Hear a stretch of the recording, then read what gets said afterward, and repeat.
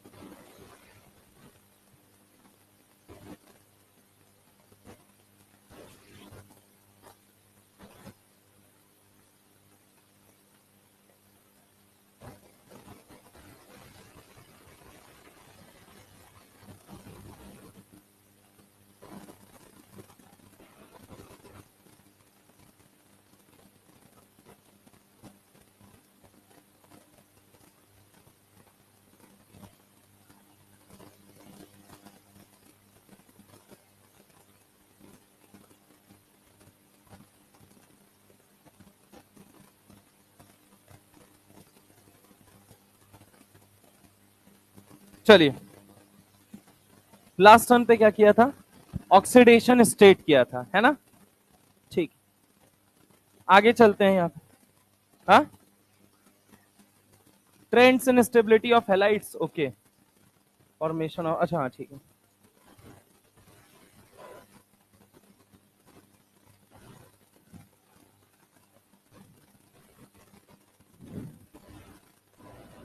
ये oxidation state खत्म हो चुका था। वेरिएबल ऑक्सीडेशन स्टेट सवाल, NCERT explanation.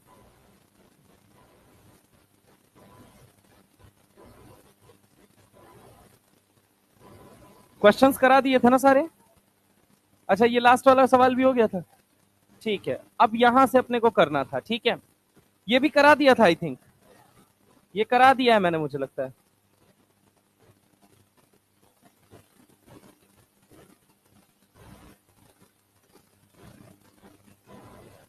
Metal oxide and ऑक्सोकेटायन, ठीक है। देखिए, अगर हम बात करते हैं तो जरा गौर से सुनिएगा कि मेटल ऑक्साइड एंड ऑक्सोकेटायन ये भी पीछे से रिलेटेड टॉपिक ही है। आपको पता है कि स्कैंडियम जो होता है बेटा, ये कितने में स्टेबल होता है? +3। और मैग्नीज की अगर मैं बात करूं कि मैक्सिमम ऑक्सीडेशन स्टेट कितना होता है? +7। तो दो के ऑक्साइड के बारे में आपसे पूछा जा सकता है, और एक तीसरा पूछा जा सकता है, डेट इज जिंक के ऑक्साइड के बारे में। एक पूछा जा सकता है एमएन, और एक किसके बारे में पूछा जा सकता है? जिंक। ठीक है।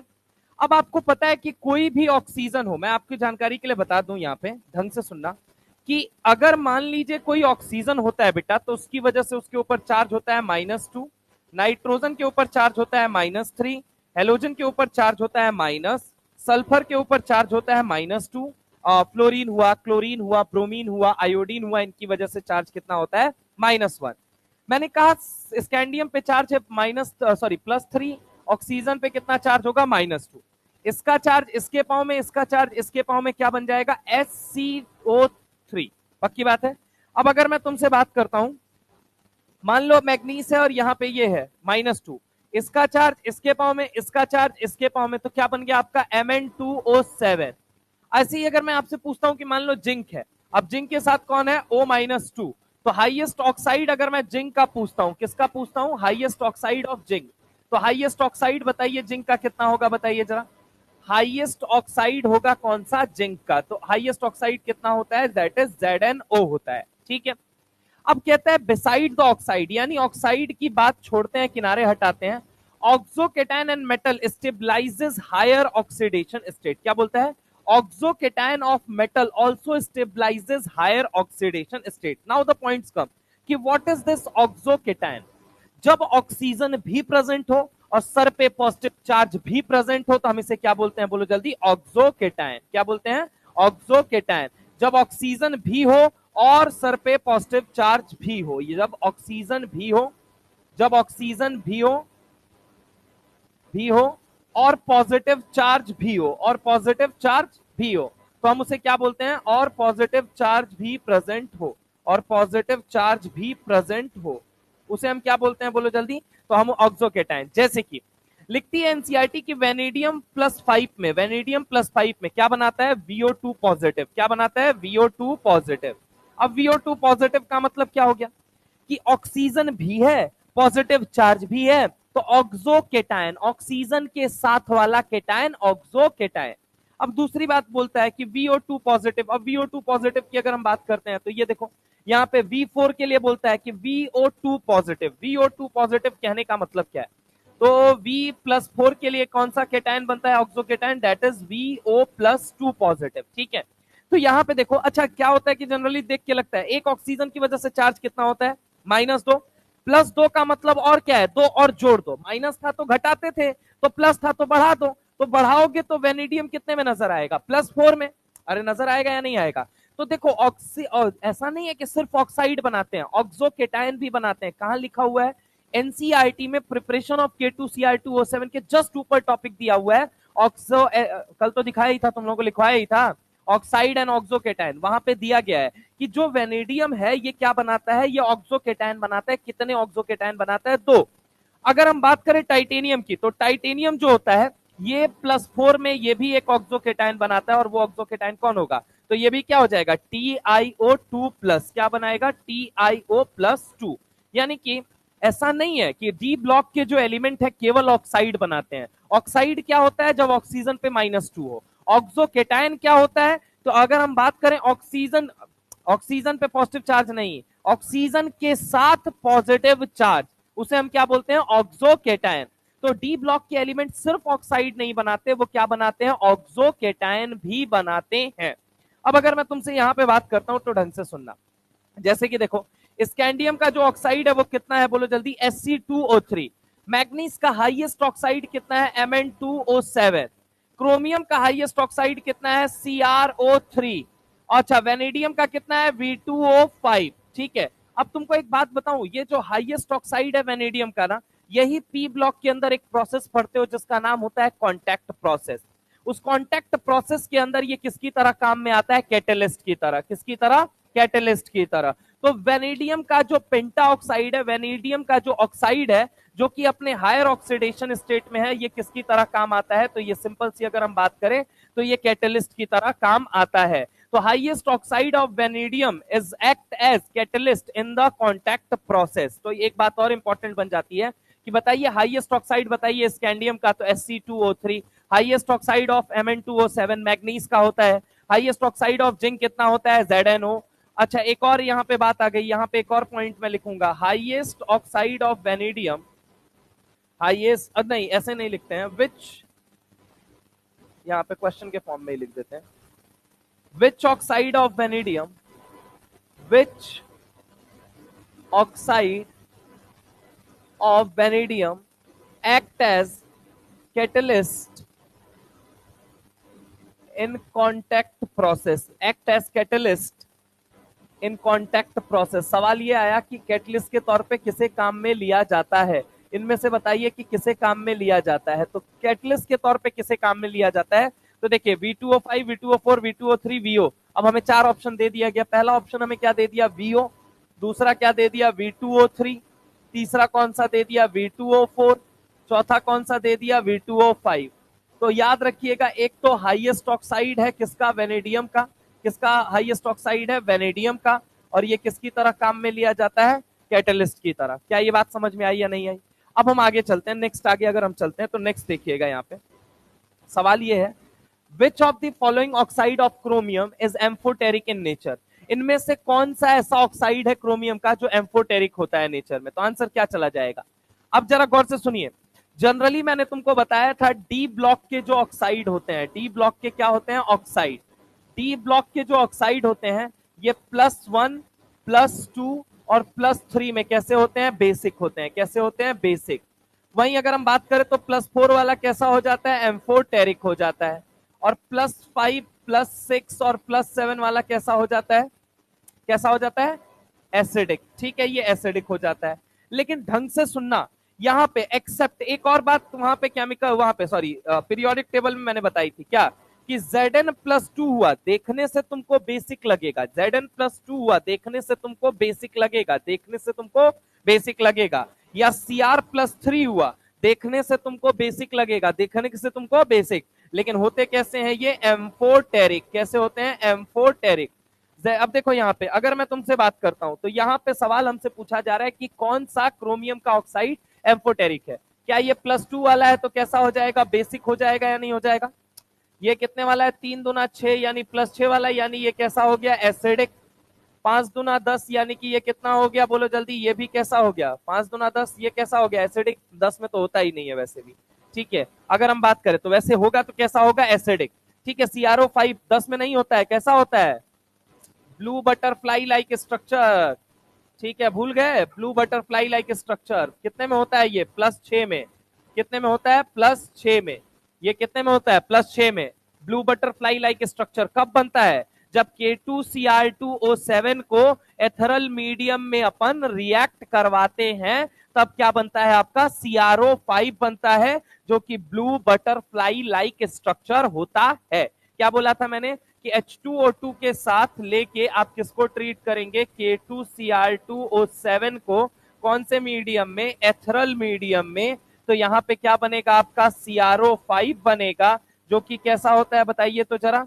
तो ये ब्लू बटरफ्लाई लाइक स्ट्रक्चर होता है। कैसा होता है, blue butterfly like structure. Blue butterfly like structure याद रखने का तरीका ये है कि ब्लू बटरफ्लाई लाइक स्ट्रक्चर याद रखने का तरीका है। अब अगर मैं तुमसे बात करता हूं Cr2O3 है, तो Cr2O3 के अंदर देखिएगा जरा गौर से, Cr2O3 का मतलब हो गया एक ऑक्सीजन की वजह से चार्ज है -2। अब कितने ऑक्सीजन है, 3, चार्ज कितना हो गया, -6। -6 का मतलब क्रोमियम कितने में आ गया, +3। और +3 वाला कैसा होता है, M4 टेरिक। कैसा होता है, M4 टेरिक। यानी कि आंसर क्या हो जाएगा, सेकेंड नंबर। अब देखिए क्रोमियम के कितने ऑक्साइड है, क्रोमियम के कितने ऑक्साइड है, देखिए यहाँ पे। तो क्रोमियम का CrO है, CrO2O3 है, CrO2 है, CrO3 है। अब देखना जरा गौर से, यहाँ पे अगर मैं तुमसे बात करूं तो ये देखो, ये यहाँ पे ये सवालों के जरिए मैंने क्रोमियम का ऑक्साइड तुमको रटाना चाहा है कि क्रोमियम का ऑक्साइड रटने का तरीका क्या है। ठीक है, कि देखो अपन क्या याद करेंगे, सिर्फ Mn याद करेंगे। बेटा Mn आज तक पूछा गया है और एनसीईआरटी में एक जगह लिखा गया है, लेकिन एनसीईआरटी में तो ये भी तो लिखा गया है, एनसीईआरटी के चार्ट में तो ये भी दिए गए हैं। तो अब सवाल पूछ लिया तो बना लिया तो क्या करेंगे। अब दूसरी चीज सुनिए, जब आप एनसीईआरटी को गहराई से थोड़ा सा देखेंगे तो आपको एक चीज और नजर आएगी कि इनको कहा गया है मिक्स्ड ऑक्साइड। दरअसल अगर जब मैं मिक्स्ड ऑक्साइड की बात करता हूं तो टोटल कितने मिक्स्ड ऑक्साइड हैं, 4। कितने मिक्स्ड ऑक्साइड हैं, 4। तो पहला मिक्स्ड ऑक्साइड अगर हम देखें तो कौन कौन से होते हैं, मिक्स्ड ऑक्साइड के बारे में जब हम चर्चा करेंगे तो मिक्स्ड ऑक्साइड कौन कौन से होते हैं वो देखिएगा इधर ढंग से। अगर हम बात करते हैं आपसे किसकी, तो मिक्स्ड ऑक्साइड। किसकी बात करते हैं, मिक्स्ड ऑक्साइड। अगर हम मिक्स्ड ऑक्साइड की बात करते हैं तो दरअसल सुनिएगा, मिक्स्ड ऑक्साइड किसे किसे बोला गया है। तो मिक्स्ड ऑक्साइड एक बोला गया Mn3O4, Fe3O4 और CO3O4 को। किसको बोला गया है, Mn3O4, Fe3O4, CO3O4। किसको बोला गया है, Mn3O4, Fe3O4। किसे बोला गया, Fe3O4। और तीसरा कैसे बोला गया, CO3O4।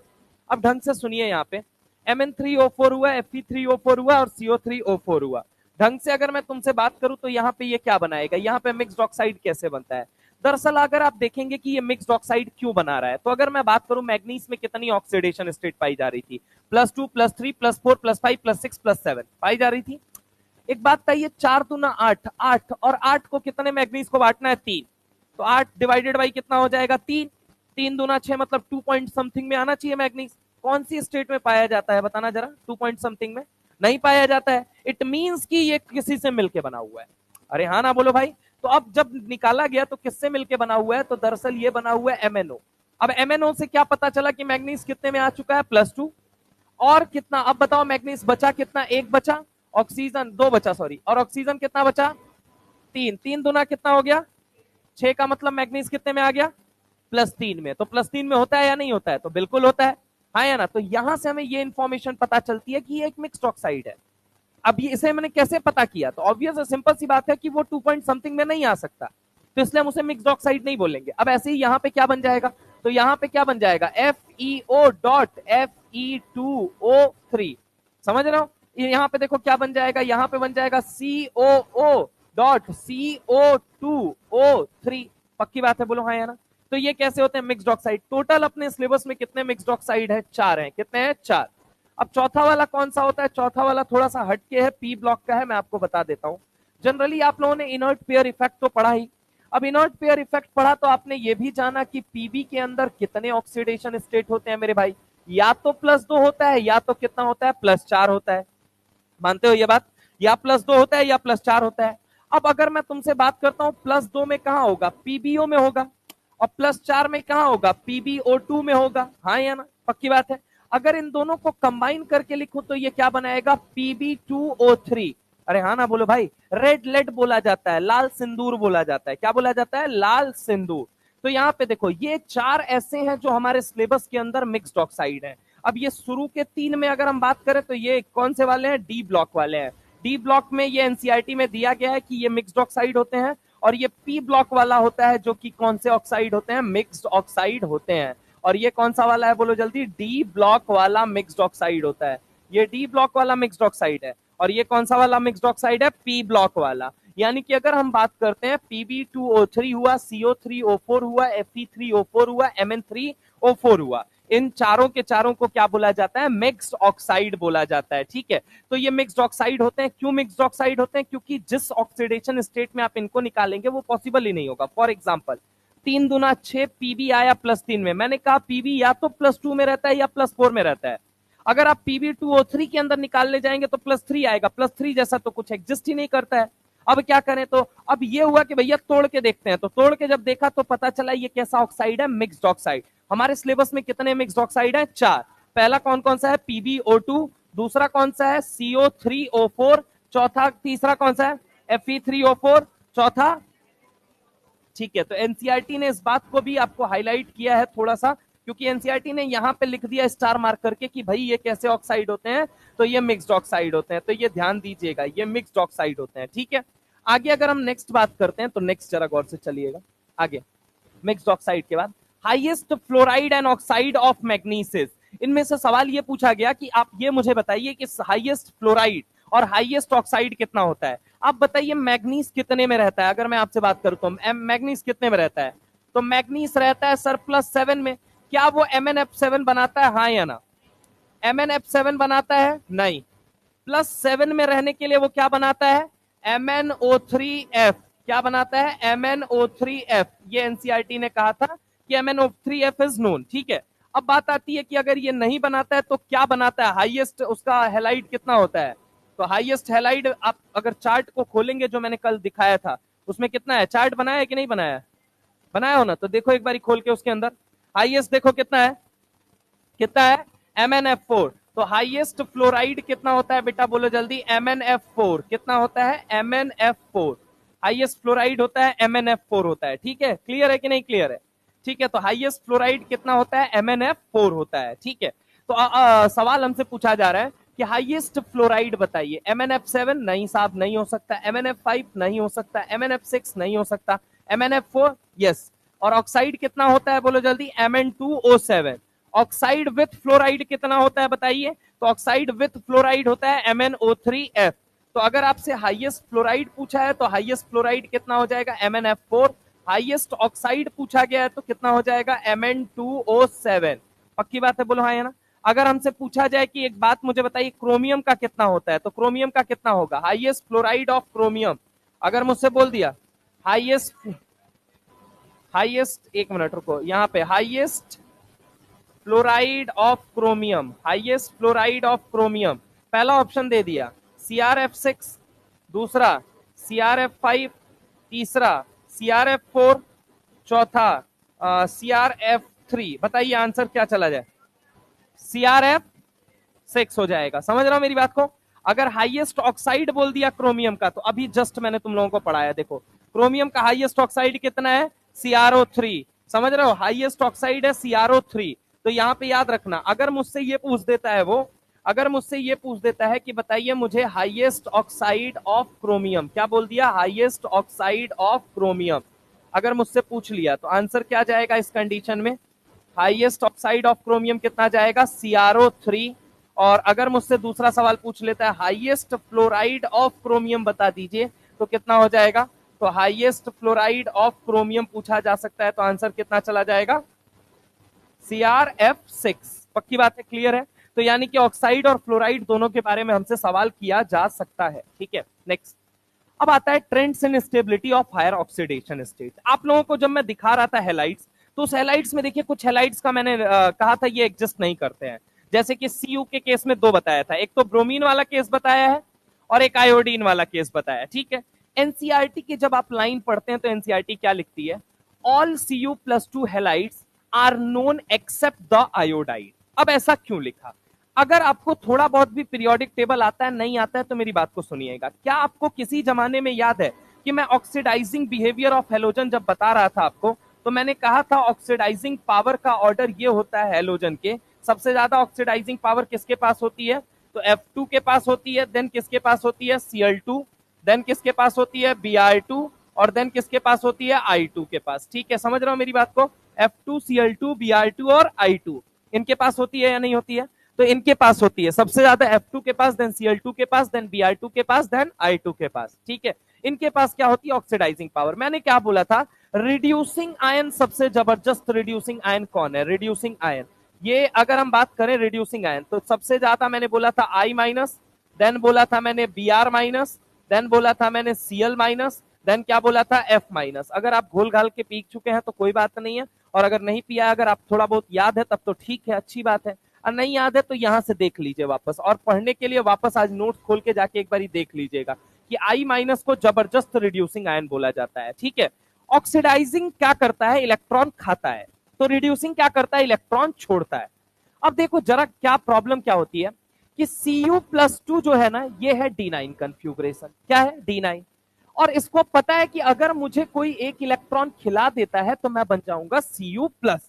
अब Cu+ बन जाऊंगा तो मेरे पास कन्फ्यूग्रेशन कौन सा आ जाएगा, D10 आ जाएगा। अब D10 कन्फ्यूग्रेशन आ गया तो मैं आराम से क्या कर पाऊंगा, आराम से इलेक्ट्रॉन खा पाऊंगा, क्या बोलो बोलो, आराम से इलेक्ट्रॉन क्या कर पाऊंगा, खा पाऊंगा, इलेक्ट्रॉन खा पाऊंगा, आराम से इलेक्ट्रॉन खा पाऊंगा। ठीक है, अब इलेक्ट्रॉन खा के ये कहां से कहां जाना चाहता है, D9 से D10 में जाना चाहता है। आयोडीन कहता है मैं हूं जबरदस्त रिड्यूसिंग आयन, आयोडीन क्या कहता है, I- के मैं हूं जबरदस्त रिड्यूसिंग आयन, क्या हूं, मैं हूं जबरदस्त रिड्यूसिंग आयन, मतलब शानदार रिड्यूसिंग आयन हूं, मैं हूं रिड्यूसिंग आयन। अब रिड्यूसिंग आयन हूं तो मेरा काम है इलेक्ट्रॉन देना, तो मेरा काम क्या है बोलो जल्दी, मेरा काम है इलेक्ट्रॉन देना, मेरा काम क्या है बोलो जल्दी, इलेक्ट्रॉन देना, मतलब मेरा काम क्या है, इलेक्ट्रॉन देना, मतलब मैं लोगों को इलेक्ट्रॉन बांटता फिरता हूं, अगर तुम्हें भी जरूरत है तो तुम बताओ। कहता है साहब बिल्कुल जरूरत है, क्योंकि मैं D9 से D10 जब बन जाऊंगा तो मैं बड़ा स्टेबल बन जाऊंगा, और इसकी तलाश में वो I- से क्या कर जाता है, भिड़ जाता है। अब देखो एक इलेक्ट्रॉन लेने के लिए पागल है, दूसरा इलेक्ट्रॉन देने के लिए पागल है, तो सिंपल सी बात है, एक इलेक्ट्रॉन देगा दूसरा इलेक्ट्रॉन लेगा, D9 से क्या कंफ्यूग्रेशन किस में जाएगा, D10 में जाएगा। तो सवाल क्या लिखती है NCERT, all Cu halides are known except iodide. क्यों नहीं नोन किया जाता है, क्यों नहीं पाया जाता है, तो आंसर ये है कि ये जो आयोडाइड है सर, ये इलेक्ट्रॉन देने को पागल है, और ये जो कॉपर हैलाइड है ये इलेक्ट्रॉन लेने को पागल है। समझ रहे हैं आप मेरी बात को, तो ये इलेक्ट्रॉन देना चाहेगा, वो इलेक्ट्रॉन लेना चाहेगा। वो क्यों लेना चाहता है, क्योंकि उसको पता है वो D9 से क्या बन जाएगा, D10। तो ऑब्वियस है जब ये इलेक्ट्रॉन छोड़ेगा तो वो इलेक्ट्रॉन खाएगा, इसीलिए कहा जाता है और copper halides are known but copper iodide नहीं पाया जाता। क्यों, क्योंकि जब वो एक दूसरे के साथ आते हैं वहां रिडक्शन ऑक्सीडेशन की फेनोमेना लग जाती है। कॉपर +2 से +1 में चला जाता है और I- अपना इलेक्ट्रॉन देके किस में कन्वर्ट हो जाता है, I2 में। कैसे कन्वर्ट होता है ये सुनना जरा गौर से। दरअसल अगर मैं आपको दिखाऊं कि आखिर बंद कमरे के अंदर इनकी बातचीत कैसे होती है, एक I- ये रहा, I- के सर पे 2 इलेक्ट्रॉन है, एक इलेक्ट्रॉन खुद का है, एक सामने वाले का है। यहाँ पे ये क्या है, ये I- है, यहाँ पे समझिएगा ये 2 इलेक्ट्रॉन है। अब अगर मैं आपसे बात करता हूं कि कॉपर से जब इनकी मुलाकात हुई, कॉपर +2, 2 कॉपर +2 से, तो एक कॉपर ने कहा कि तुम अपना एक इलेक्ट्रॉन मुझे दे दो, दूसरे कॉपर ने बोला कि तुम मुझे अपना इलेक्ट्रॉन दे दो। ठीक है, अब इन भाई साहब ने इलेक्ट्रॉन तो दे दिया। अब अगर इलेक्ट्रॉन दे दिया है तो आप मुझे सोच के बताओ यहाँ पे क्या बनेगा। अब अगर हम बात करें कि यहाँ पे इलेक्ट्रॉन क्या बनेगा, ये बताओ मुझे। तो यहाँ पे अगर हम बात करते हैं तो आई आई, ये हो गया आई आई, जरा गौर से सुनना। तो आई आई की अगर हम बात करते हैं तो आई आई के केस में क्या होगा, आई आई के केस में ये होगा कि भैया देखो आई फ्री रेडिकल ये है और आई फ्री रेडिकल ये है, दोनों कंबाइन करेंगे और कंबाइन करने के बाद क्या बोलेंगे, I2 बना के ये खुद तो बाहर निकल जाएंगे। और वो क्या बन के निकलेगा, तो ये मुझे बताओ वो क्या बन के निकलेगा, वो Cu+2। तो यहाँ पे लिख दे रहा हूं मैं, एक मिनट, सॉरी Cu+, वो क्या बनेगा, Cu+। अगर मैं बात करूं एक क्या बनेगा, तो एक बनेगा आपका I2 बन के निकलेगा और दूसरा क्या बन के निकलेगा, तो Cu+1 बन के निकलेगा। क्या बन के निकलेगा, Cu+1। तो यहाँ पे क्या लिखता है, all copper halides are known except the iodide, in this case copper 2 oxidises I-। Copper 2 क्या कर रहा है, बोलो जल्दी, ऑक्सीडाइज कर दे रहा है। किसको ऑक्सीडाइज कर दे रहा है, बताना, I- को। अगर वो चाहे तो ये भी लिख सकता है I- रिड्यूसेस कॉपर आयन। ठीक है, कॉपर 2 अगर ऑक्सीडाइज कर रहा है I- को, तो सवाल तो वो ये भी लिख सकता है कि I- रिड्यूसेस कॉपर +2। अरे हाँ ना, बोलो भाई, +2 से उसको +1 में भेज के I- ने क्या किया, रिड्यूस किया। और इसने क्या किया, -1 से इसको 0 में भेज के ऑक्सीडाइज किया। तो लाइन लिखी है कॉपर 2+ ऑक्सीडाइजेस I-। तो मैं तो ये भी लिख सकता हूं I- रिड्यूसेस कॉपर +2। हाँ या ना, I- रिड्यूसेस कॉपर +2। यानी जब वो सवाल खेलेगा ना बेटा, तो वो ये लाइन के साथ खेल सकता है कि कॉपर ऑक्सीडाइज कर रहा है I- को। तो मैं तो ये कह रहा हूं I- रिड्यूसेस कॉपर +2। हाँ या ना। आगे अगर हम बात करते हैं, I- किस में कन्वर्ट हो गया, I2 में।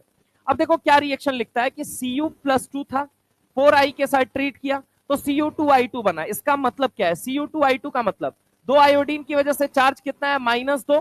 तो कॉपर भी कितने में चला गया, +2। लेकिन एक कॉपर के ऊपर चार्ज कितना होगा, +1। पहले कॉपर कितने में था, +2, अभी कितने में है, +1। और आई खुद किस में कन्वर्ट हो गया, I2 के अंदर।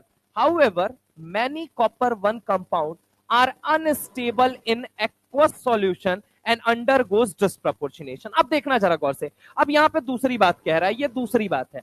अब ये दूसरी बात क्या है वो सुनिएगा जरा गौर से, इस बात को मैं समझाता हूं पहले। सवाल ये है कि सवाल ये है, compare the stability, compare the stability, compare the stability, compare the stability of copper +2 ion and copper +1 ion in aqueous solution. किसके अंदर, एक्वस सॉल्यूशन के अंदर आपको कंपेयर करना है। तो सुनिएगा जरा गौर से, अगर मैं आपसे बात करूं कॉपर +2 और कॉपर +1 में एक्वस सॉल्यूशन में, यानी पानी के अंदर, पानी के अंदर, पानी के अंदर कौन ज्यादा स्टेबल होगा, तो कौन, +2 ज्यादा, +2। अब सुनो क्यों ज्यादा स्टेबल होगा, ये तो वैसे मैंने एक्सप्लेन किया है, फिर भी बताता हूं, सुनो जरा गौर से, सुनो यहां पे ढंग से। कॉपर +2 के ऊपर hydration energy is directly proportional to क्या होता है, चार्ज, इनवर्सली प्रोपोर्शनल टू क्या होता है, साइज।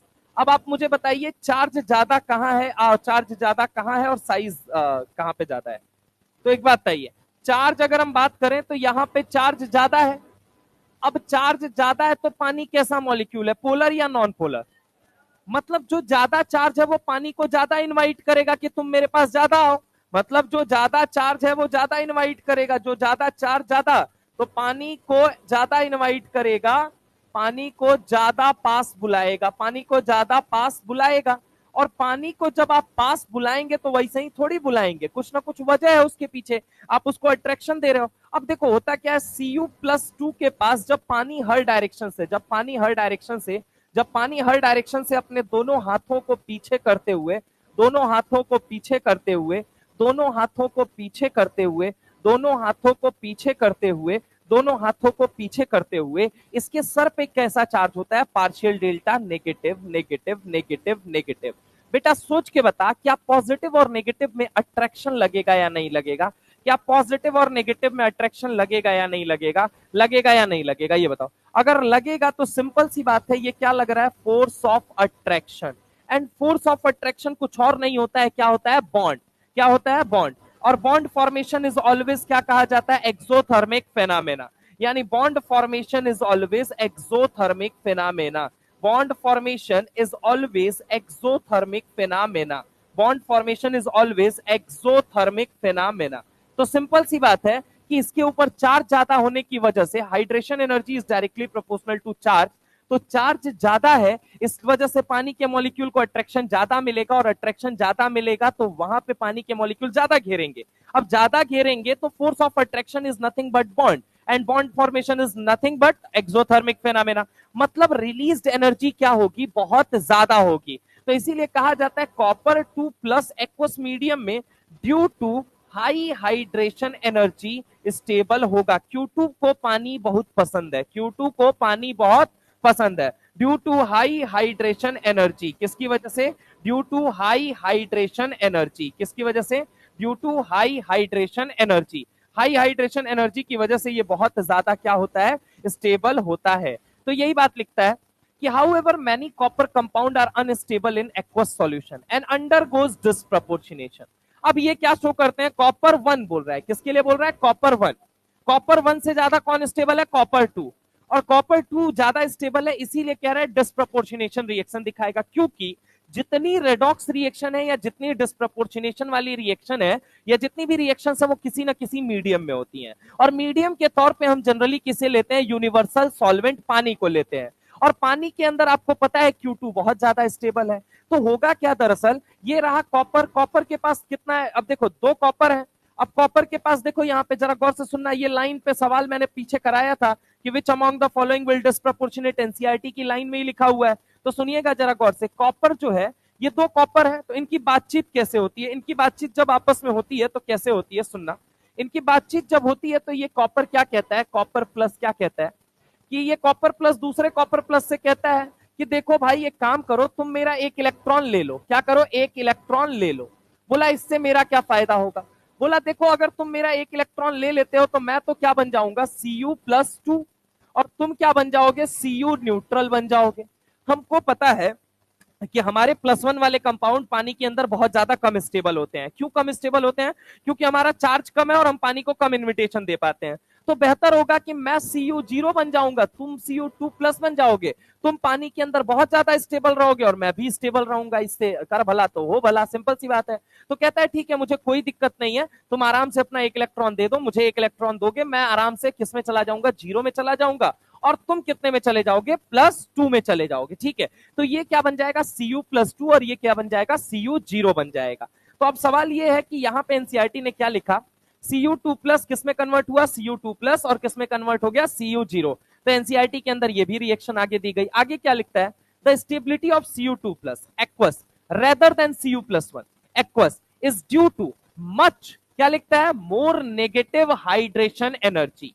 मतलब नेगेटिव किसके लिए बोल रहा है, एक्सोथर्मिक। कैसे कैसे नेगेटिव का मतलब क्या हो गया, एक्सोथर्मिक। क्या बोलना, बोलो जल्दी, एक्सोथर्मिक।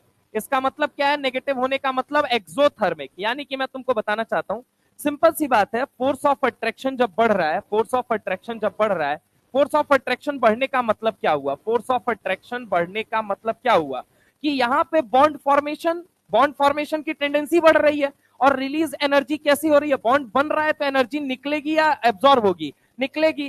तो प्रोसेस कैसा बन गया, एक्सोथर्मिक। इसीलिए अच्छा, रिलीज्ड एनर्जी जो है, रिलीज्ड एनर्जी जो है, उस रिलीज्ड एनर्जी को क्या बोलेंगे, रिलीज्ड एनर्जी को ही, रिलीज्ड एनर्जी को क्या बोलेंगे, चूंकि पानी के अंदर हो रहा है इसलिए नाम क्या देंगे, पानी की वजह से हो रहा है इसलिए नाम क्या देंगे, हाइड्रेशन एनर्जी। रिलीज्ड एनर्जी को नाम क्या देंगे, हाइड्रेशन एनर्जी। क्या नाम देंगे, बोलो जल्दी, हाइड्रेशन एनर्जी। तो रिलीज्ड एनर्जी को अपन नाम क्या देते हैं, हाइड्रेशन एनर्जी। तो सवाल क्या दिया हुआ है, the stability of Cu2+ aqueous rather than Cu+1 is due to the much more negative delta H of Cu2+ than Cu+1। मतलब कि जो Cu2+ के केस में हाइड्रेशन एनर्जी जो रिलीज हो रही है वो बहुत ज्यादा है compare to Cu+1, which more than compensate for the second ionization enthalpy of copper। ठीक है, अब देखो सिंपल सी बात है, यहां पे क्या कह रहा है, कह रहा है ये एनसीईआरटी का, अगर हम स्टेटमेंट देखें तो एनसीईआरटी का अगला स्टेटमेंट, ये वाला स्टेटमेंट जो है कि यहां पे लिखता है which more than compensate for the second ionisation enthalpy of Cu। कहने का मतलब क्या है, विच मोर देन, यहां पे विच मोर देन कंपनसेट जानबूझ के लिख दे रहा हूं ताकि एनसीईआरटी की लाइन लिख के इधर, वरना कंफ्यूज हो जाओगे। Which more than compensate for the second ionisation energy of Cu। Simple सी बात है, Cu सॉलिड था, पहले आपको क्या देना पड़ेगा, सब्लिमेशन एनर्जी देनी पड़ेगी।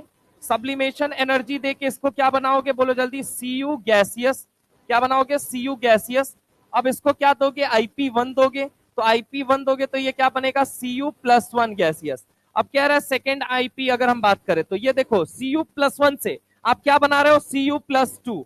Cu+1 से क्या बना रहे हो, Cu+2, इसी के लिए लाइन लिख रहा है। तो Cu+2 जो गैसियस है, अब यहां पे जरा गौर से देखना, अब ये पानी में जाने के बाद से क्या स्टेबल हो, किसके साथ स्टेबल है, पानी के साथ स्टेबल है, और रिलीज्ड एनर्जी को क्या बोल रहे हैं, हाइड्रेशन एनर्जी। गैसियस नहीं, अब एक्वस इसको बना देते हैं डायरेक्ट, वैसे तो लिख लो, एक मिनट, ये देखना, सुनना पहले, ये तो अभी गैसियस है, अब इसको किस में डाला, एक्वस मीडियम में डाला, तब क्या बनेगा, ये Cu2+। और अब ये क्या एनर्जी निकलेगी, बोलो जल्दी, हाइड्रेशन एनर्जी। अब देखो एनसीईआरटी में लाइन क्या लिखा हुआ है, एनसीईआरटी में लाइन लिखा हुआ है कि the stability of Cu2+ rather than Cu+1, मतलब Cu+2 की एक्वस में स्टेबिलिटी जो होती है वो ज्यादा होती है बजाय Cu+1 के, due to the much more negative delta H, ये ज्यादा होती है ऑफ Cu2+ एक्वस। सिंपल सी बात है, हाइड्रेशन इसका ज्यादा हो रहा है इसलिए डेल्टा H इसका ज्यादा नेगेटिव होगा।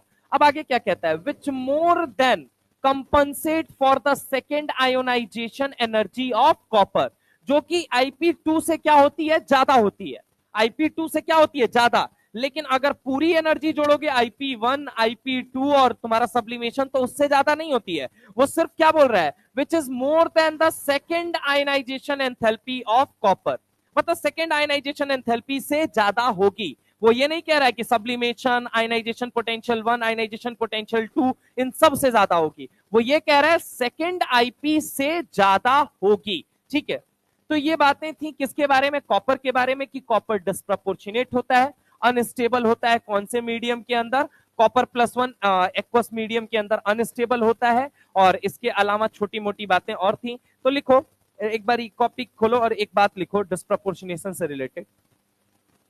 पहले तो ये मिक्स्ड ऑक्साइड पे ये वाली बात लिख लो, क्योंकि ये वाली बात ना आउट ऑफ लीग है थोड़ा।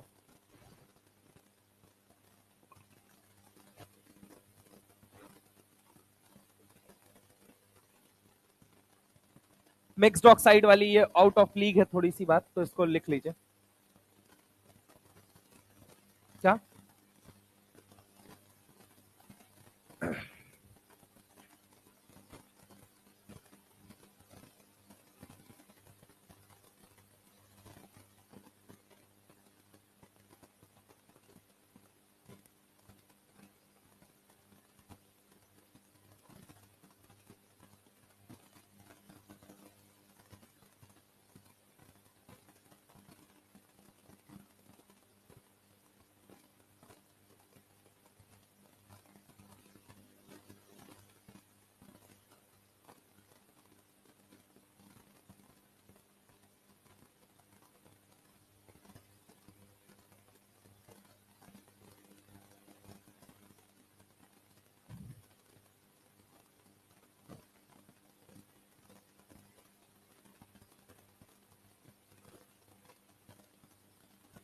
ठीक है, ये मिक्स्ड ऑक्साइड वाली एक तो बात लिख ली आपने।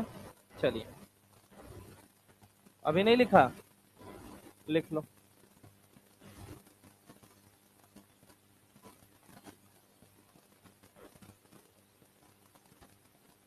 लिख लेना, Pb2O3 is also known as red lead, sindoor, इसे क्या बोला जाता है, sindoor, which is poisonous in nature.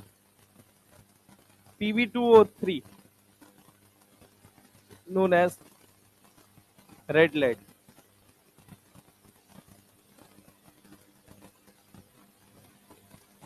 is poisonous in nature।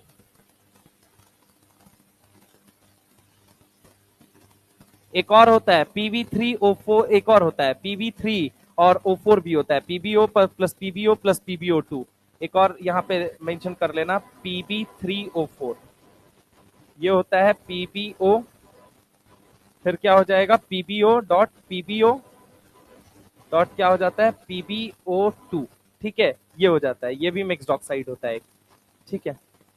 ये देखो Pb3O4 है, एक बार Pb, दो बार Pb, तीन बार Pb, O4 है, एक दो दो दो चार, ठीक है, तो ये हो जाता है PbO plus PbO plus PbO2,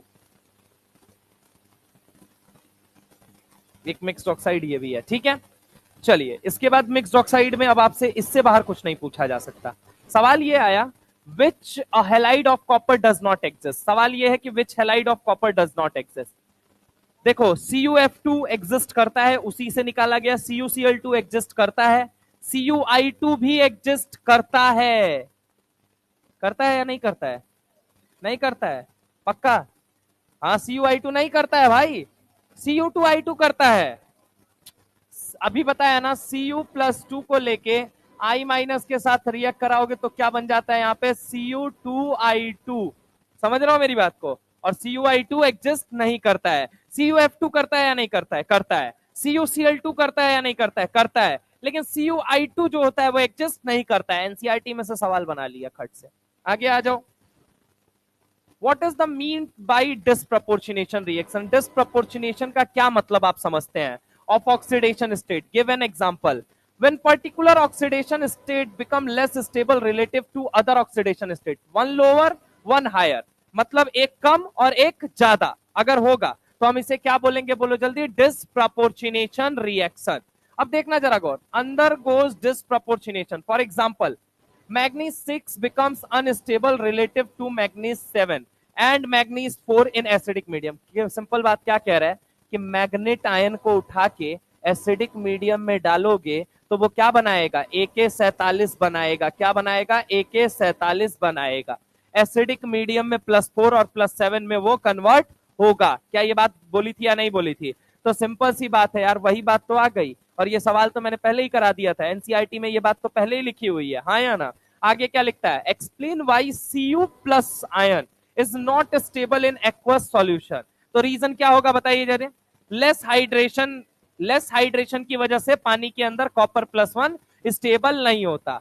अब देखो डिस्प्रोपोर्शनेशन की बात चली है तो सर कितने डिस्प्रोपोर्शनेशन हमारे सिलेबस में टोटल इंपॉर्टेंट है, चलिए वहां तो आपने 3 बता दिया जो इस चैप्टर के थे, ठीक है, लेकिन टोटल डिस्प्रोपोर्शनेशन जो हमको याद रहना ही रहना चाहिए, हमेशा इनऑर्गेनिक की बात करते हैं। तो देखो आपकी अगर मैं बात करूं यहाँ पे कि जब इनऑर्गेनिक की बात करते हो तो टोटल डिस्प्रोपोर्शनेशन रिएक्शन जो आपको याद होना चाहिए वो मैं बता दूंगा, लेकिन पहले सवाल करते हैं। सवाल ये है, when Cu+ solution reacts with, कह रहा है Cu+2 को लेके मैं अगर Ki के साथ K+ और I- के साथ ट्रीट करूंगा, तू बता सोच के बेटा क्या बनेगा, बता क्या बनेगा, Cu2I2 बनेगा। लेकिन क्या तुझे पता है ये इनसॉल्युबल होता है पानी के अंदर, नहीं पता है ना, तो जान भाई समझ रहा है मेरी बात को, insoluble in Cu2I2 obtained, yes बिल्कुल सही बात है। क्या I2 लिबरेट होता है, ये भी तो तुझे पता है कि I- किस में कन्वर्ट होता है, I2 के अंदर। तो सिर्फ एक बात इंपॉर्टेंट नहीं है, सारी बात को आपको समझना है एनसीईआरटी को, और सारी बात को समझाने के लिए ही मैंने एक के बाद दूसरा क्वेश्चन रखा है, क्योंकि question are the best method to learn anything, एकदम आसानी से क्लियर हो जाता है सवालों से। तो इधर देखना, Cu2 इज फॉर्म्ड, क्या ये बात सही है, नहीं, तो ये क्या है, इनकरेक्ट है। Then which of the following option is incorrect. लेकिन अब देखो यहां से क्या इंफॉर्मेशन मिली कि Cu2I2 कैसा होता है, इनसॉल्युबल। तो सवाल ये भी पूछा जा सकता है वो सॉल्यूबल है या वो इनसॉल्यूबल है। अगला अगर हम बात करें, it is redox reaction between Cu+2 and I-, क्या ये बात सही है या नहीं सही है, बिल्कुल सही है। तो अब ये सवाल और हमें पता चला कि ये कैसा रिएक्शन है, बोलो जल्दी, रेडॉक्स। समझ रहे होते, स्टेटमेंट में फेंकने पे वो ये भी बात फेंक सकता है। नेक्स्ट अगर हम आगे आते हैं, नेक्स्ट लिखता है the stability of Cu2+ is more then Cu+1 salt. जो Cu2+ का अगर हम बात करें तो Cu+1 के कंपैरिजन में the stability of Cu2+ is more than Cu+ salt in aqueous solution due to, किसकी वजह से, हाई हाइड्रेशन एनर्जी, किसकी वजह से, high hydration energy, hydration energy high होने की वजह से। फिर देखो ये लिखा है सेकेंड आयोनाइजेशन एंथैल्पी, ये किसी और लाइन के लिए है, किसके लिए है, किसके लिए है, Cu+2 जो बनता है एक्वस मीडियम में वो कंपनसेट कर देता है किसको, second ionization enthalpy of copper. समझ रहे हैं आप मेरी बात को, कॉपर सॉलिड से Copper+2 जब आप बनाते हैं तो सेकेंड आयनाइजेशन एंथैल्पी जो लगती है वो हाइड्रेशन एंथैल्पी से मैनेज हो जाती है। कौन नहीं मैनेज होता है? तो IP1, IP2 और सब्लिमेशन। सिर्फ IP2 की बात करेगा तो वो मैनेज की जा सकती है। ठीक है, आगे क्या लिखता है? एंथैल्पी ऑफ एटमाइजेशन, ये तो अभी तक सब भी नहीं हमने पढ़ा, तो यहां पे याद रखिएगा अगले सवाल के बाद लिखता है कंपेयर टू Cu2+, Cu2+ के कंपैरिजन में 3D9 कन्फ्यूग्रेशन, Cu+ यानी having 3D configuration aqueous solution के अंदर क्या होगा, ज्यादा स्टेबल या कम स्टेबल? Cu2+ जो है D9 कन्फ्यूग्रेशन है और Cu+ जिसके पास D10 कन्फ्यूग्रेशन है, इन दोनों में बताइए कि कौन ज्यादा स्टेबल होगा, कौन कम स्टेबल हो? Cu2+ is more stable and Cu+ is less stable। क्या ये बात समझ में आई या नहीं है? तो यहां पे अगर हम बात करें Cu2+ is more stable having 3D9 configuration and Cu+ have 3D तो कौन ज्यादा स्टेबल है? Cu2+ is more stable than Cu+1। समझ रहे हो मेरी बात को? तो ये सवाल आपसे पूछा जा सकता है। आगे सवाल अगर हम बात करें विच of the following reaction is disproportionation, ये PYQs का क्वेश्चन है। अब ये PYQs में पूछा गया कि इनमें से कौन सा डिस्प्रपोर्शनेशन है? क्या कॉपर +1 का +2 में जाना और 0 में जाना, क्या ये डिस्प्रपोर्शनेशन है या नहीं? क्या मैग्नेट आयन को एसिडिक मीडियम मिलना और इनका प्लस क्या बनना 47 AK47 बनना, क्या ये इनका क्या होता है? बोलिए जल्दी, AK47 बनना ये क्या होता है? Disproportionation reaction. लेकिन अगर हम बात करें K2MnO4, किसकी बात करते हैं? K2MnO4, अगर आप इनको हीट करते हैं तो ये कितने में जा रहा है? देखो ये +7 से +6 में गया है यहाँ पे, और यहाँ पे कितना गया है? +4 में। तो ऑक्सीडेशन, अभी देखो अभी थोड़ी देर पहले एनसीईआरटी से ही बताया तुम्हें डिस्प्रपोर्शनेशन क्या होता है, 1 लोअर 1 हायर, मतलब कि अगर +5 है तो +5 से कम भी आए और +5 से ज्यादा भी आए। अब देखो यहाँ पे क्या देखने को, अरे यार यहाँ पे देखो क्या देखने को मिल रहा है, तो यहाँ पे देखने को क्या मिल रहा है, एक मिनट रुकना, यहाँ पे देखो +7 है तो +7 से कम ही कम आ रहा है। समझ रहे हो मेरी बात को? तो ये डिस्प्रपोर्शनेशन रिएक्शन नहीं कहा जाएगा, दिस इज रिडक्शन रिएक्शन। क्या बोला जाएगा? Reduction. This is something called what? Reduction. समझ रहे हो? इसे डिस्प्रपोर्शनेशन नहीं कहते हैं। इसीलिए एनसीईआरटी हर बात का जवाब देती है, हर बात का, तुम निकाल सको बस निकालो।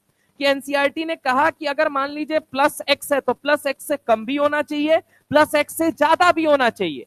1 लोअर 1 हायर कहने का मतलब ये नहीं कि एक कम और एक ज्यादा, नहीं, उससे कम भी होना चाहिए एक बार और उससे ज्यादा भी होना चाहिए एक बार, तभी डिस्प्रपोर्शनेशन बोलोगे, अन्यथा क्या बोलोगे? रेडॉक्स बोलोगे। मतलब या तो रिडक्शन या तो ऑक्सीडेशन। अब जैसे कि यहां पे दे रहा है मैग्नेट है, ये कितने में है बोलो जल्दी? +7। अब +7 है तो ये कितने में कन्वर्ट हो रहा है? +4। मतलब this is something called what? Reduction. This is not called what? Disproportionation. इसे डिस्प्रपोर्शनेशन नहीं बोला जाएगा। आंसर क्या हो जाएगा? A and B only. क्या ये बात समझ में आई या नहीं आई? ये देख लीजिए। अरे क्लियर है या नहीं क्लियर है भाई? अब नेक्स्ट आते हैं, अब आ जाते हैं कैटालिटिक प्रॉपर्टी पे। किस पे आ जाते हैं? Catalytic property.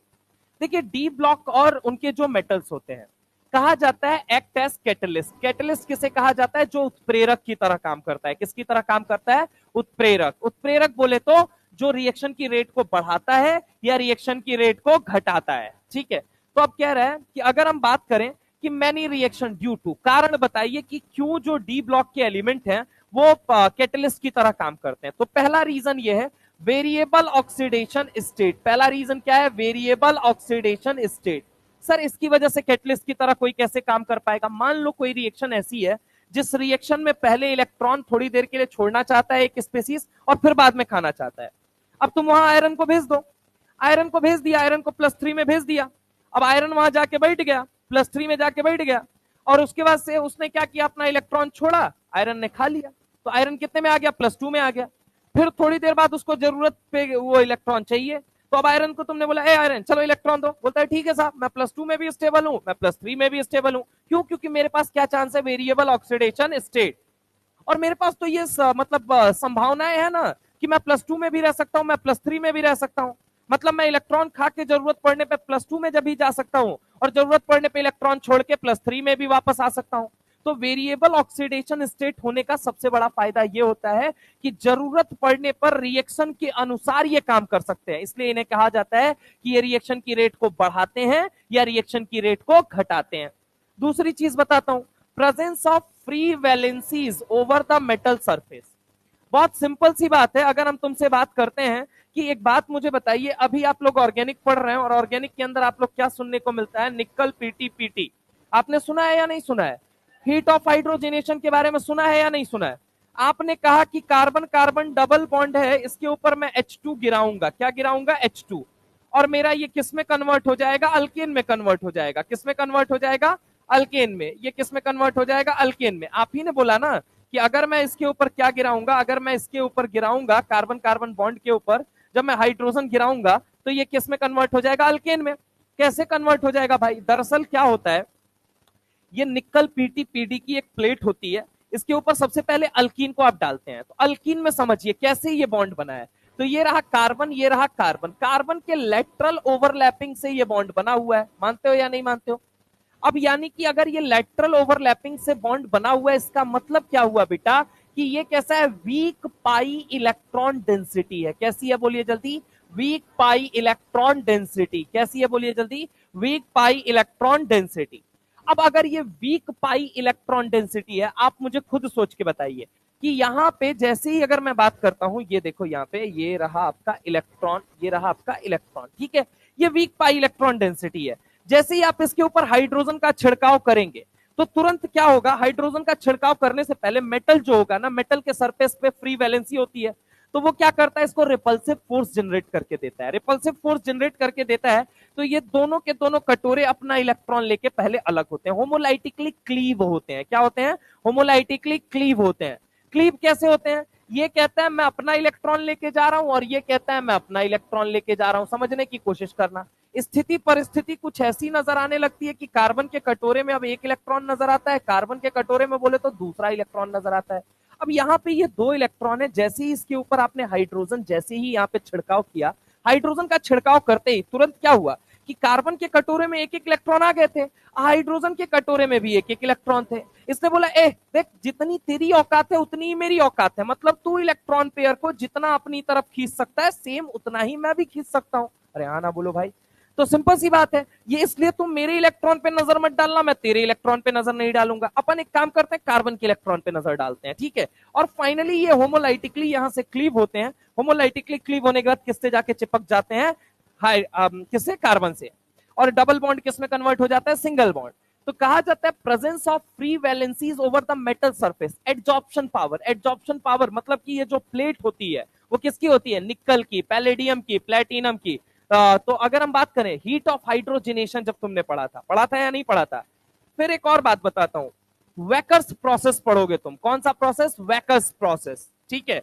वेकर्स प्रोसेस कहां पे है? तो वेकर्स प्रोसेस है इथाइन से इथेनॉल बनाने का मेथड। क्या? इथाइन से इथेनॉल बनाने का मेथड। अब एक और यहां पे लिख दे रहा हूं, जैसे कि अगर मैं तुमसे बात करूं इथाइन से इथेनॉल बनाने का, ठीक है? इथेनॉल बनाने का मेथड जो होता है वो होता है वेकर्स प्रोसेस। WACKORS, वेकर्स प्रोसेस इसे कहा जाता है। क्या बोला जाता है? वेकर्स प्रोसेस। इसके अंदर क्या यूज होता है? तो कैटलिस्ट के तौर पे कौन यूज होता है? PDCl2। कौन यूज होता है? PDCl2 यूज होता है, ठीक है? तो पहला रीजन तो ये वेरिएबल ऑक्सीडेशन स्टेट, दूसरा रीजन है free valencies over the metal surface, और तीसरा रीजन क्या है? Presence of vacant D orbital. तीसरा रीजन क्या है बोलिए जल्दी? Presence of vacant D orbital. मतलब इनके पास किसका प्रेजेंस होता है बताओ बेटा? वेकेंट डी ऑर्बिटल का प्रेजेंस होता है। तो वेकेंट डी ऑर्बिटल का प्रेजेंस होने की वजह से क्या फायदा? वही फायदा है कि मान लो अगर जरूरत पड़ी कि एक रिएजेंट है और एक सबस्ट्रेट है, सोचना। अब रिएजेंट ने क्या किया कि रिएजेंट ने अपना इलेक्ट्रॉन डाल दिया किसके पास? सबस्ट्रेट के पास अगर देना है, लेकिन सबस्ट्रेट डायरेक्ट इलेक्ट्रॉन नहीं ले सकता। लेट सपोज दैट, जैसे एनसीईआरटी ने एक एग्जांपल मेंशन किया है। एनसीईआरटी ने क्या एग्जांपल मेंशन किया है कि I3 catalyses the reaction between the iodine and persulphate. देखो आयोडीन इसको जबरदस्त रिड्यूसिंग आयन है, तो ये इलेक्ट्रॉन देना चाहता है और ये इलेक्ट्रॉन लेना चाहता है, लेकिन दोनों के सर पे इलेक्ट्रॉन है, तो दोनों ना दे सकते हैं ना ले सकते हैं। तो इस चक्कर में प्रॉब्लम क्या होगी? प्रॉब्लम ये होगी कि I- इसको देना चाहता था और ये इससे इलेक्ट्रॉन लेना चाहता था, लेकिन दोनों अभी दे नहीं सकते। क्यों? क्योंकि दोनों के सर पे नेगेटिव है, आपस में रिपल्शन होने लगेगा। बीच में घुसा दो आयरन को, आयरन जाएगा, किससे इलेक्ट्रॉन लेगा? एनसीईआरटी में ये सवाल दिया गया है, मैं पहले बता दे रहा हूं। एनसीईआरटी ने लिखा है कि जब आयरन जाएगा, I- से कहेगा तुम नहीं दे पा रहे हो इलेक्ट्रॉन, तुम लाओ मुझे दो। Fe+3 से वो किस में आ गया? +2 में। और बोलता है तुमको इलेक्ट्रॉन चाहिए था ना, मैं तुमको देता हूं इलेक्ट्रॉन, लो मेरे से लो इलेक्ट्रॉन, मैं मेटल हूं ना, मेरे से लेने में क्या प्रॉब्लम है। तो इसीलिए एनसीईआरटी ने लिखा है iron 3 catalyses the reaction between iodine and पर सल्फेट आयन। तो याद रखिएगा कि 3 वजह होती हैं, वेरिएबल ऑक्सीडेशन स्टेट, दूसरा अगर हम बात करें presence of free valencies over the metal surface, और तीसरा क्या होता है, वेकेंट डी ऑर्बिटल की प्रेजेंस की वजह से। डी ब्लॉक के मैक्सिमम एलिमेंट किसकी तरह काम करते हैं, कैटेलिटिक प्रॉपर्टी। फॉर एग्जाम्पल जब मैं तुमसे बात करता हूं, देखो कैटेलिटिक प्रॉपर्टी वही बात है, आई माइनस जबरदस्त इलेक्ट्रॉन देने वाला, इसने किसको दिया, Fe3 को, Fe3 क्या बना, Fe2, और खुद किस में कन्वर्ट हो गया, I2 में। अब Fe2 प्लस क्या कहता है, Fe2 प्लस H2O8 के पास जाता है, कहता है वो तुरंत क्या बोलेगा कि तुमको इलेक्ट्रॉन चाहिए था, ये लो भाई मैं तुमको पकड़ाता हूं, तुम उससे डायरेक्ट नहीं ले सकते थे, क्यों, क्योंकि उसकी साइज बड़ी थी और सर पे नेगेटिव था, तो आपस में क्या हो रहा था, टन टनाटन यानी रिपल्शन हो रहा था। उसने बोला ठीक है, अब ये Fe+3 लेके यहाँ पे क्या बना लेगा, SO4-2 बना लेगा। अब देखना जरा गौर से, देखो केमिस्ट्री की दुनिया में 4 प्रोसेस हैं। पहला प्रोसेस का नाम है हैबर्स प्रोसेस। पहले प्रोसेस का नाम क्या है, हैबर्स प्रोसेस। पहले प्रोसेस का नाम क्या है, हैबर्स प्रोसेस। दूसरे का नाम क्या है, ऑस्टवाल्ड प्रोसेस। क्या नाम है बोलिए जल्दी, ऑस्टवाल्ड प्रोसेस। दूसरे प्रोसेस का नाम है ऑस्टवाल्ड प्रोसेस। तीसरे प्रोसेस का नाम है कॉन्टैक्ट प्रोसेस। क्या नाम है, कॉन्टैक्ट प्रोसेस। तीसरे प्रोसेस का नाम है कॉन्टैक्ट प्रोसेस। चौथे प्रोसेस का नाम क्या है, अगर हम बात करें, डेकॉन्स प्रोसेस। कौन सा नाम है, डेकॉन्स प्रोसेस। अब देखोगे अगर ये चारों के चारों प्रोसेस हैं, तो इसमें हैबर्स प्रोसेस में किसको बनाया जाता है, अमोनिया को। अगर हम बात करें ऑस्टवाल्ड प्रोसेस में किसको बनाया जाता है, HNO3 को, मतलब कि HNO3 बोले तो नाइट्रिक एसिड को। कॉन्टैक्ट प्रोसेस में किसको बनाया जाता है, H2SO4 को। और डेकॉन्स में किसको बनाया जाता है, Cl2 को। तो यहाँ कैटलिस्ट यूज होते हैं, तो कौन कौन से कैटलिस्ट, हैबर्स, ऑस्टवाल्ड, कॉन्टैक्ट और डेकॉन्स के अंदर अगर हम बात करते हैं, तो हैबर्स में कौन सा प्रोसेस, कौन सा वो यूज होता है, पीटी। जनरली अगर हम बात करें, सॉरी पीटी नहीं, आयरन यूज होता है। क्या यूज होता है, आयरन। ऑस्टवाल्ड में क्या यूज होता है, पीटी। और कॉन्टैक्ट में क्या यूज होता है, V2O5। और यहाँ क्या यूज होता है, CuCl2। तो आयरन जो होता है हैबर्स प्रोसेस के अंदर, निकल इन कैटालिटिक हाइड्रोजनेशन, याद रखिएगा आयरन हैबर्स प्रोसेस में। प्रोसेस कितने तरह के हैं, टोटल 4, चारों ये पी ब्लॉक में पूछे भी गए हैं कई बार एग्जाम में। ये Haber's process, Ostwald process, contact process, Deacon's process. अगर हम बात करें हैबर्स प्रोसेस के अंदर क्या बनता है, NH3। अगर हम बात करें ऑस्टवाल्ड के अंदर HNO3, कॉन्टैक्ट के अंदर H2SO4, डेकॉन्स के अंदर Cl2। अब बात आती है कौन कौन से कैटलिस्ट यूज होते हैं, नेम द कैटलिस्ट। तो कैटलिस्ट आयरन यूज होता है किसके अंदर, हैबर्स के अंदर। ऑस्टवाल्ड के अंदर पीटी। अगर हम बात करें कॉन्टैक्ट के अंदर V2O5। और अगर हम बात करें कि डेकॉन्स के अंदर CuCl2। निकल कहां यूज होता है, इन कैटेलिटिक हाइड्रोजनेशन। अभी आपने ऑर्गेनिक के अंदर सुना है, जस्ट नाउ ऑर्गेनिक के अंदर आपने सुना है। दूसरा अगर हम बात करें, catalyst is used in contact process. कौन सा कैटलिस्ट यूज किया जाता है, V2O5 यूज किया जाता है। AlCl3 प्लस TiCl4, इसको क्या बोलते हैं हम, क्या बोलते हैं,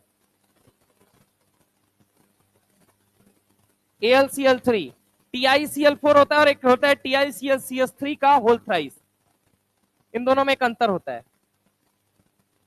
एप्लीकेशन ऑफ, इधर देखो,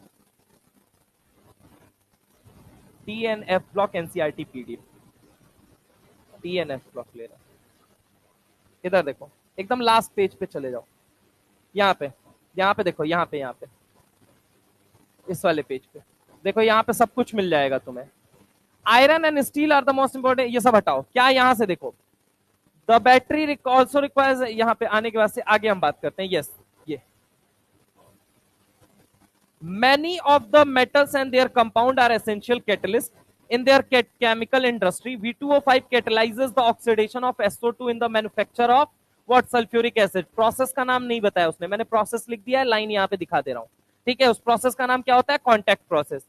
TiCl4 with AlCH3 का whole thrice forms the basis of Ziegler Natta catalyst, ठीक है।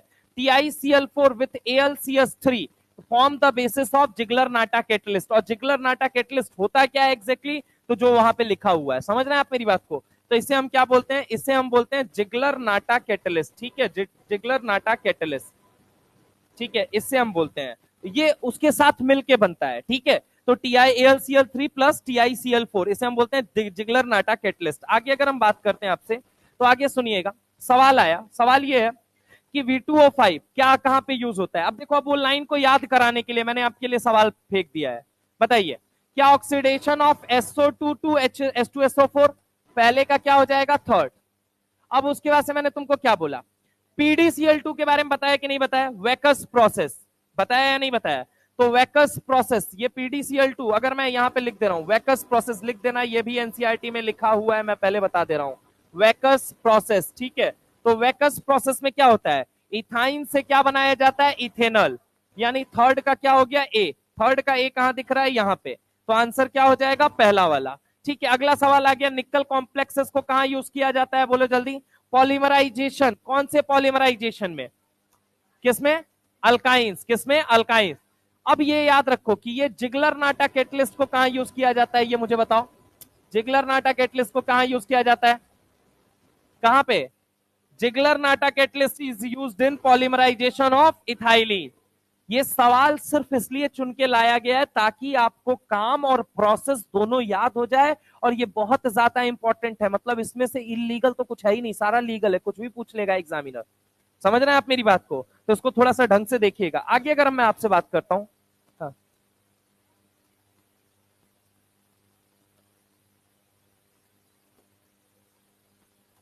क्या, वही तो बताया यार, यही वाला तो एड्जॉर्प्शन पावर वाला, वही तो रीजन है, समझे। आओ आगे आते हैं। और बाकी पोर सोर्स वाली बात वही तो है, पोरस सरफेस होता है, पोरस सरफेस होता है तो वो क्या करता है, सरफेस प्रोवाइड करता है, सो डैट कि आपका कोई भी जो डबल बॉन्ड है वो आराम से आके उससे चिपक सकता है। जब चिपकेगा तो वीक पाई इलेक्ट्रॉन डेंसिटी है, तो रिपल्सिव फोर्स जनरेट करेगा, होमोलाइटिक क्लीवेज होगा, कार्बन के कटोरे में एक एक इलेक्ट्रॉन जाएगा, हाइड्रोजन आके चिपक जाएगा। पोरस होता है जिसकी वजह से वो चिपकता है, एड्जॉर्प्शन होता ही नहीं, ठीक है। आगे एनीथिंग, आगे हम आगे आते हैं। यहाँ पे the oxidate identify the incorrect statement, सवाल का आंसर बताइए। The transition metal and their compound are known for their catalytic activity due to ability to adopt multiple oxidation state to form complex. Yes, सही है। आगे बताओ अगला, Cr2 plus is a stronger reducing agent। अब देखो, reducing agent है या oxidising है, तो Cr2 plus को आपको पता है कहां जाने का मन होता है, Cr+3, हाँ या ना। तो इसके लिए ये क्या करेगा, इलेक्ट्रॉन छोड़ेगा, अरे छोड़ेगा या नहीं छोड़ेगा ये बताओ। और अगर इलेक्ट्रॉन छोड़ेगा यानी कि ये कहां से कहां जा रहा है, D4 से कहां आ रहा है, D3, पक्की बात है, बोलो हाँ या ना। तो कह रहा है कि स्ट्रॉन्गर रिड्यूसिंग एजेंट देन क्या होता है, बोलो जल्दी। यहां पे अगर हम बात करें Fe2+, तो हाँ बिल्कुल सही बात है, क्यों, क्योंकि इसको पता है Cr2+ से मैं क्या मिलेगा, Cr+3 मिलेगा, जिसकी वजह से कंफ्यूग्रेशन होता है T2G3 और Eg क्या होता है, 0। तो आंसर क्या हो जाएगा, ये भी सही है। अब अगला बताओ, interstitial compound are those that can form when small atom like hydrogen carbon nitrogen are trapped inside the crystal lattice of metal. तो ये सही है या गलत है, ये बताओ। इंटरस्टिशियल कंपाउंड आर ट्रैप्ड, अब इंटरस्टिशियल कंपाउंड क्या होते हैं वो हम बाद में पढ़ेंगे, लेकिन अभी के लिए ये मान लो ये लाइन सही है, ठीक है, मतलब ये बात सही है, अभी हम आगे पढ़ेंगे, बस ये बात अभी सही है। बचा क्या, पहला वाला दे रहा है, the oxidation state of chromium in CrO4 2- and Cr2O7 are not same, ये बात सही है या गलत है, निकाल के बताओ, निकाल के चेक करो भाई, मूक दर्शक मत बन के बैठे रहो।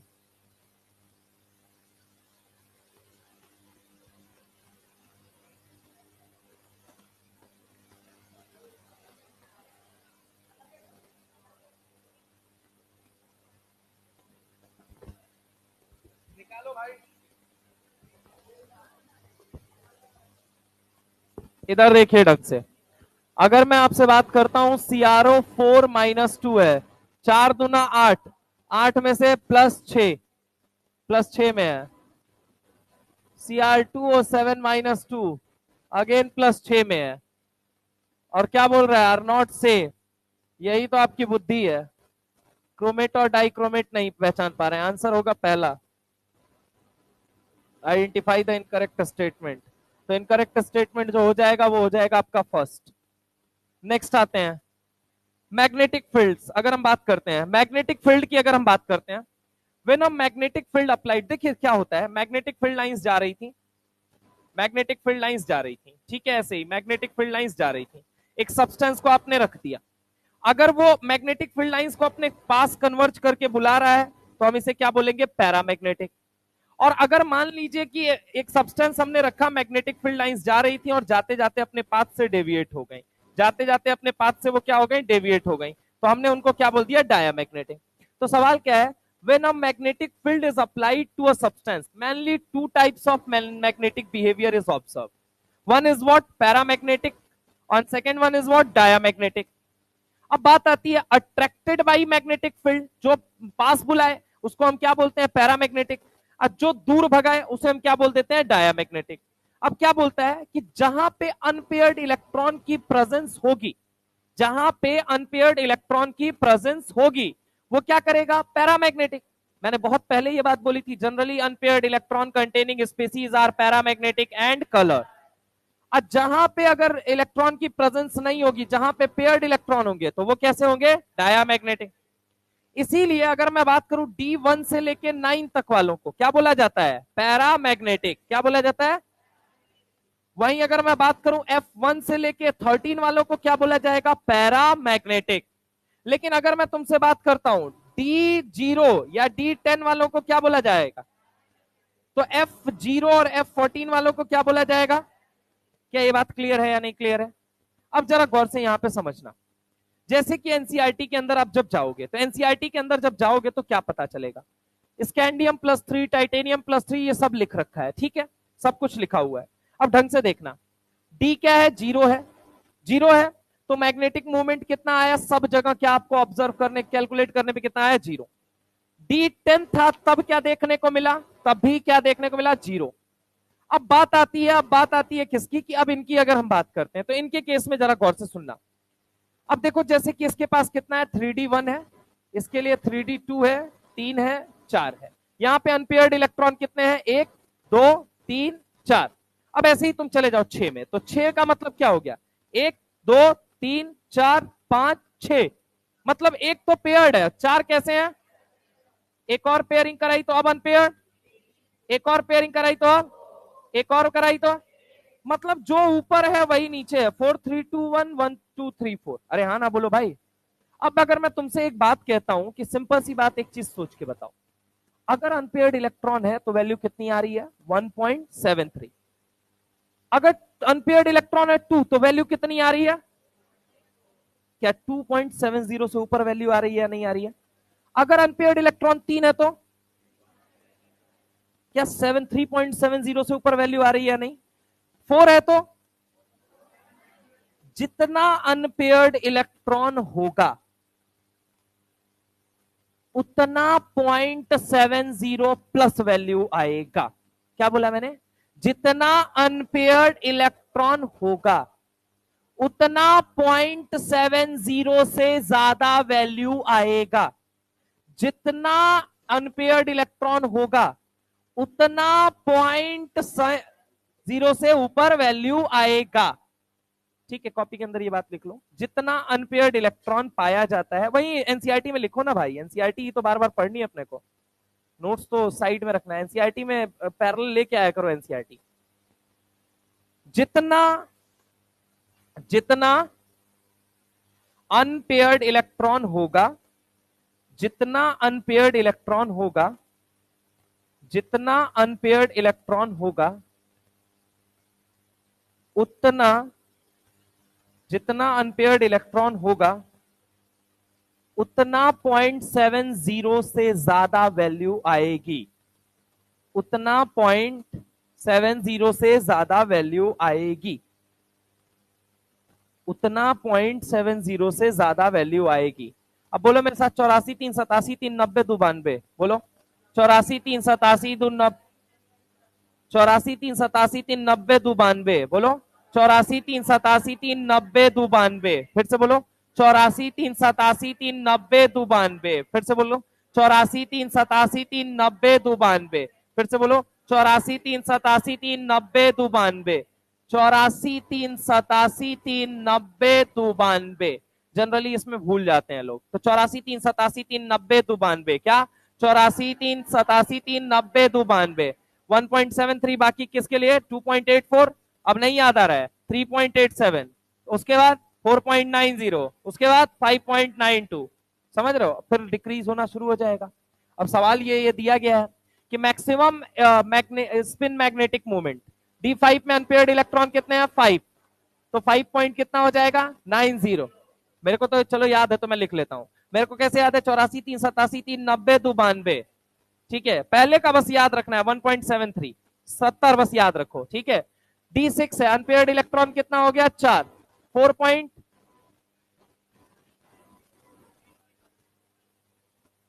उल्टा लिख दिया, कितना हो गया, कितना हो जाएगा 5.92, और ये कितना हो गया 4.90। D7 बताइए 3 पॉइंट, D8 2 पॉइंट, कभी कभी कारनामा कर देता है 2.84 लिखेगा 2.87 लिखेगा, पहचानो, समझे। तो 84 3 87 3 90 2 92, समझ रहे हो, 84 3 87 3 90 2 92। आगे magnetic movement of 2.84 bond bourse magneton is given by, बताइए। यहां पे देखिए Ti3+ का मतलब क्या हो गया, स्कैंडियम टाइटेनियम, टाइटेनियम का मतलब कितना इलेक्ट्रॉन निकाल दो 2, और एक और इलेक्ट्रॉन निकाल दिए तुम, तो क्या बन चुका है ये स्कैंडियम टाइटेनियम, D2 था, 2 तो S के निकाल दिए तुमने, और एक और निकाला, किसका निकाला D का, तो बचा कितना D1, D1 के लिए कितना आएगा 1.73।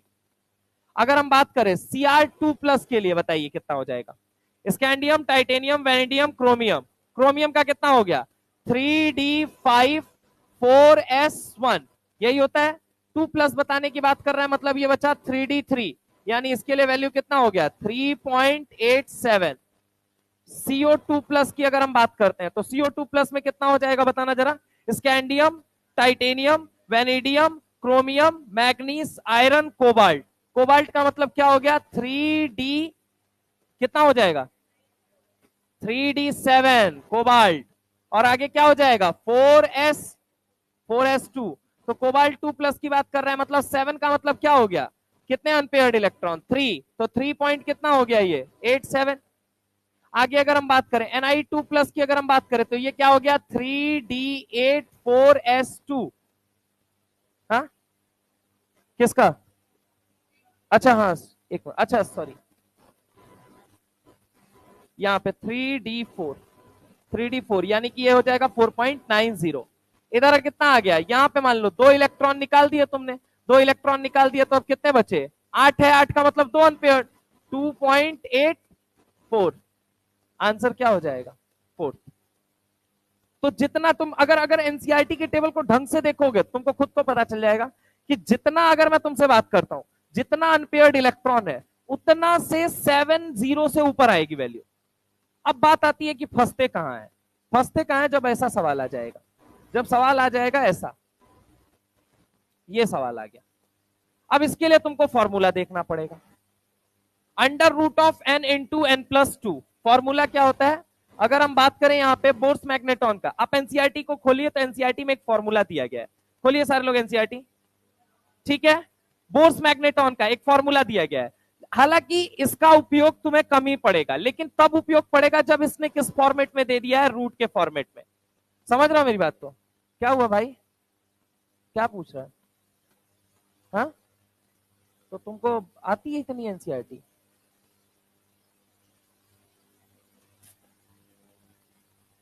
यहां पे देखिए लाइए, एनसीईआरटी में अगर आप देखेंगे यहां पे एक फॉर्मूला दिया गया है under root of n into n+2, ठीक है ये फॉर्मूला, लेकिन ये फॉर्मूला आपको काम में नहीं लेना है। आप अगर ढंग से देखेंगे एनसीईआरटी की इस टेबल को ही देखेंगे तो आपका सारा काम यहीं पे निकल जाएगा।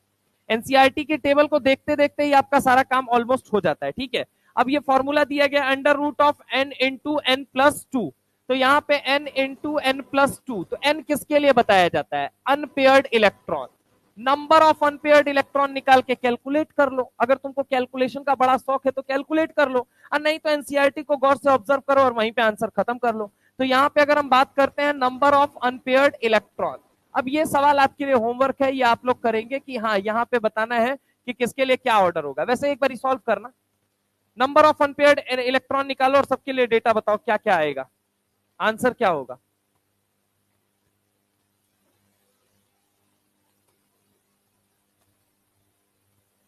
कितने लोगों को अभी 500 प्लस नंबर आए हैं इस वाले टेस्ट में?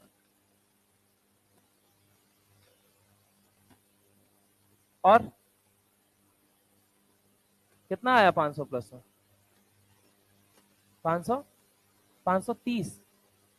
बढ़ाओ भाई, गर्ते में जा रहे हो यार तुम लोग तो,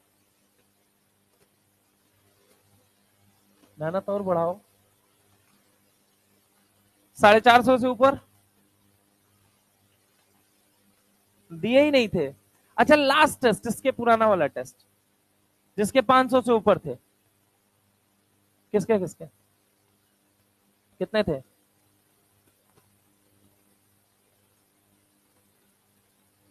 और किसके थे 500 के ऊपर? हाँ, और एनसीईआरटी वाले भैया कितना नंबर मिल रहा है? हाँ भाई तेरा कितना आ रहा है? कहाँ डूब रहा है भाई, और देखो संभालो।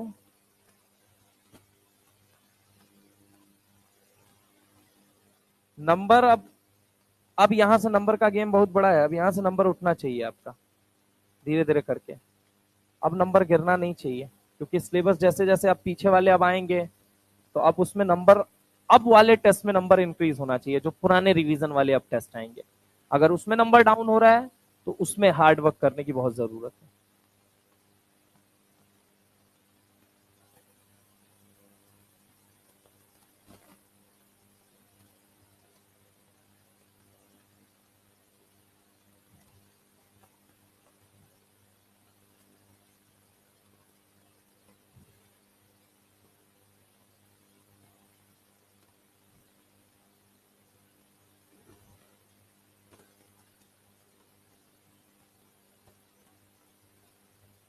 हाँ बिल्कुल सही। हाँ सबका क्या है आंसर?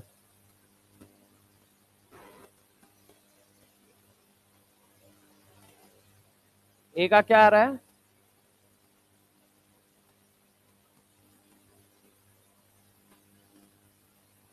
CO3 प्लस क्या बनेगा ये बताओ, CO3 प्लस क्या हो जाएगा ये? 3d6, 3d6 हो जाएगा। अनपेयर्ड इलेक्ट्रॉन कितने हो जाएंगे? 4। एन की वैल्यू कितनी बन गई? 4। हाँ है ना, यानी कि 4 प्लस 2 6, 6 चौक को 24। CO+3 के लिए ये हो गया। अब ए का फोर्थ कहां दिख रहा है? तो पहला या तीसरा, यानी ये गलत है और ये गलत है। अब आगे आ जाओ, आगे अगर मैं तुमसे बात करता हूं Cr3+ है, तो Cr3+ में देखो जरा गौर से, अगर मैं तुमसे बात करता हूं Cr3+, तो Cr3+ क्या हो जाएगा? क्या हो जाएगा? 3d5 4s1 होता है, 3d3 हो गया। 3d3 का मतलब n की वैल्यू कितनी हो गई? 3। तो ये कितना हो गया? 3 2 5, 5 3 15, यानी कि इसके लिए क्या हो गया? बी का 4, बी का मतलब 5 वही बेसिकली। तो बी का 5 कहां देखने को मिल रहा है? यहाँ पे और यहाँ पे। तो आंसर तो यही है, वैसे वैसे निकालना अपना, ठीक है। अब देखो, अब कुछ सवाल ये आपके लिए हैं, अब ये सवाल आप करते रहना। विच of the following have same spin, वैसे यहाँ पे आंसर बता ही देते हैं। देखो ये कितना है? D0 है, और ये कितना है? D10 है, यानी इन दोनों के लिए क्या हो जाएगा? सेम हो जाएगा। बाकियों के लिए आप कैलकुलेट करोगे। यहाँ पे देखो दिया गया है Cr2+ के लिए, Cr2+ का मतलब कितना हो गया? Cr2+ का मतलब हो गया D4, और D4 का मतलब कितना हो गया? 4.90। आंसर ये हो जाएगा। इधर देखो, the aqueous solution containing which of the following ions will be colourless? Sc3+। एक मिनट, पीछे वाला देखना, उल्टा, ये Sc3+ नहीं है, Sc2+ है ना, इसमें निकालना पड़ेगा। निकालना क्या पड़ेगा? इसका आंसर क्या चला जाएगा बताओ? कॉफी चला जाएगा, वैसे कॉफी चला जाएगा। एनीवे आप करना, उसको सॉल्व करना। इधर देखो, कलरलेस क्यों होगा? क्योंकि देखो generally unpaired electron containing species are paramagnetic and coloured. अब इसके पास अनपेयर्ड इलेक्ट्रॉन है नहीं, तो ये क्या है? D0 है। D0 है तो इसका क्या हो जाएगा, स्कैंडियम 3+ जो होगा वो कैसा होगा, कलरलेस होगा। आगे ये तो करा ही दिया था। यानी कि अगर हम बात करें फॉर्मेशन ऑफ कलर्ड आयंस, अब हमारा अगला टॉपिक रहता है जिसको हमें करना है, ठीक है। कलर्ड आयंस के बाद ये टॉपिक समाप्त हो जाएगा और उसके बाद से हमारा अगला टॉपिक शुरू होगा, डेट इज डी ब्लॉक। कल के लेक्चर में जो होगा वो खत्म हो जाएगा और माइट पॉसिबल कि संडे को आपका एक्स्ट्रा क्लास लग जाए, ठीक है। तो उसमें एफ ब्लॉक और उनके बैच के पैरेलल, क्योंकि उधर दो दो क्लासेस चल रही हैं, तो बैच के पैरेलल लाने के लिए आपको संडे को एक्स्ट्रा हो सकता है बुला लिया जाए, ठीक है। तो तैयार रहिएगा। तो यहां तक की बात हमने कर ली है, मैग्नेटिक मूवमेंट के कुछ सवाल छोड़ जा रहा हूं, वो आप करते रहना, ठीक है।